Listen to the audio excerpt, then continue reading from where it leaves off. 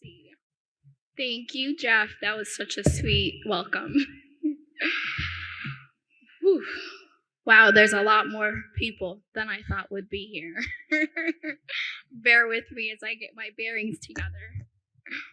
But good evening, ladies and gentlemen. I want to thank you tonight for taking the opportunity to support a cause that we're all so passionate about. I want to thank the Quell Foundation for giving me an opportunity to share a little bit of my story with you.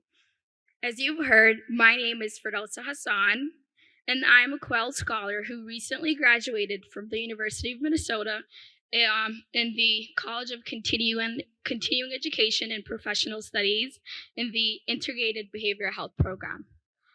I have always been passionate about working with people in the healthcare sector. Before I ventured into this counseling field and started my graduate school in the IBH program, I, too, dealt with several personal encounters that impacted my transition into this role. While I studied psychology during my undergraduate degree, I didn't really understand what I wanted to do with it. It's so typical coming in freshman year. What do you want to do? Undecided or psychology? That's the route I went. I didn't really understand the passion that was going to come along with this. I knew that I was passionate about learning about the study of the human behavior and what contributes to us being who we are. I majored in psychology and anthropology throughout my undergraduate studies and still wasn't sure what's next. As you can probably imagine, all the different grad students, undergrad, that are currently struggling with figuring out, okay, what do I do after college? What's next? That is until my younger brother started struggling with addiction and mental health. That was the deterring factor for me. So a little backstory on my little brother. His name is Abdi Khani, Abdi for short. He was always one of those active children who struggled with maintaining his behavior throughout school. As you can imagine, got into trouble a lot, was probably in detention here and there. But he was also undeniably intelligent. He graduated from high school just at the tender age of 16. However, that did not stop him from experimenting with drugs and struggling with his own mental health. In hindsight, I understand the many contributing factors to his substance use. Lack of resources with mental health. Severe hyperactivity and impulsivity are among the most common reasons for referral to mental health professionals in early childhood. When he was younger, there were many instances in which my family was approached about looking into his behavioral concerns, teachers that wanted to provide resources for him, asking if he was diagnosed with ADHD and other developmental disorders, which at the time was very shocking to my family, as you can imagine. I come from a very culture in which mental health is considered taboo, and there is not an opportunity to even talk about what it means to be dealing with any sort of mental health. So that word again, stigma. To some degree, the impact of ADHD is influenced by the expectations of community, the flexibility of caregiving environments, and accommodating developmental atypical patterns of hyperactivity, impulsivity, and inattention. My family was very afraid of the labeling and stigma that can come with a child who was diagnosed with mental health disorders and did not understand the process of seeking assistance with his mental health. Again, reiteration of that shame, cultural shame. One of the barriers my family encountered in finding the appropriate treatment modality was the lack of resources that were available and culturally appropriate too. Many family members assumed that he would grow out of it. Many reiterated the statement that he's a boy and boys are troublemakers, again, putting them into a category, but he would eventually grow out of it. He struggled to maintain his mental health significantly over the years. As someone learning about the importance of the developmental period and the time sensitivity of children with maladaptive behavior, I acknowledge the lack of support he must have felt in that moment, not having someone to hear him out, not having a shoulder to lean on. especially understanding the importance of developmental milestone and how developmental disorders could be a contributing factor to his addiction today and impact of his mental health.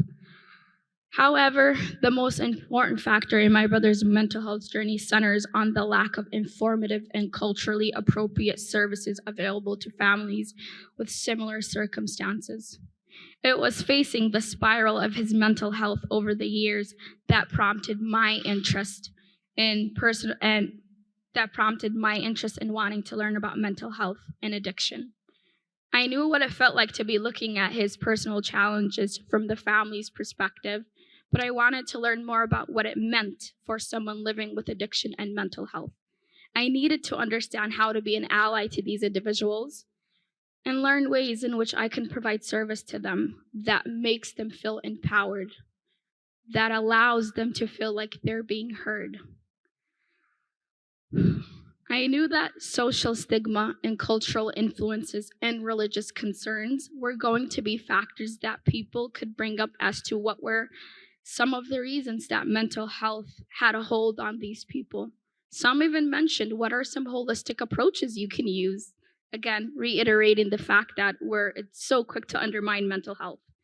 I was really overwhelmed with the minimization and how it always was the fault of the family or the person dealing with addiction, when rather than providing an opportunity for them, putting them in that box again.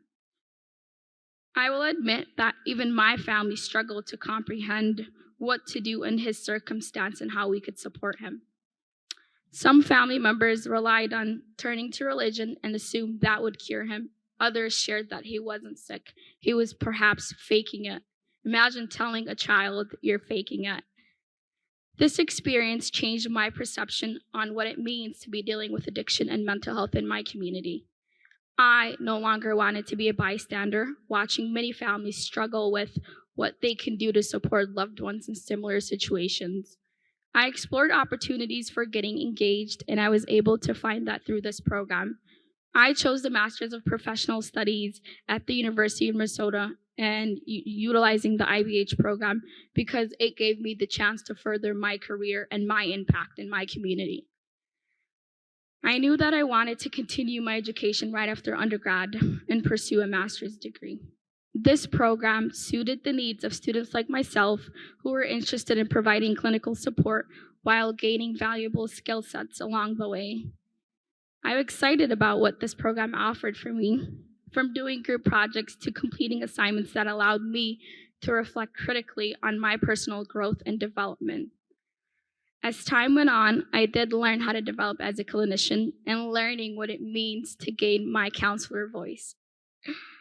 The program helped me become a well-rounded student that's versed in the field and taught me to continue to develop these skill sets along the way. I was grateful for courses and assignments that allowed me to personally reflect on how addiction impacted my life. As someone who has a family member in recovery, these assignments helped me gain a better understanding of what it means to live with addiction. It made it easier for me to be vulnerable, especially to share my story with you tonight in this setting. When it comes to dealing with a family member in addiction, it's not always the easiest thing to talk about, especially if you yourself are experiencing it. So thank you to everyone that was brave enough to share their own personal stories. It helped me analyze my family's standpoint on addiction, understand what family members with addiction are going through in the community. By learning about addictive behaviors and how mental health can further contribute to that, I was able to understand what it means to have insight into this. My aspirations for the future and for professional growth, My aspirations for the future and professional growth center on gaining more knowledge pertaining to the counseling profession. I do plan on seeking a doctoral degree one day and learning more about what impact I can have in the community. But now, I just want to let you guys know, I hope you understand the impact you're making tonight and students like myself. By working with an organization like the Quell Foundation and taking part in providing scholarships to students who are geared for greatness, I want you to understand the significance in which you have lightened the financial burden by giving them to focus on the most important thing, learning. The Quell Foundation has made an impact in making access to resources and further education for students like myself across the nation. You all play a significant role in my story, whether you know it or not. And I'm sure the stories of many families across the world and many scholars who are aspiring to make a difference in their communities. Your generosity has helped me to help others and give back to the community. I hope one day I'll be able to help students achieve their goals just as you have helped me achieve mine. Thank you.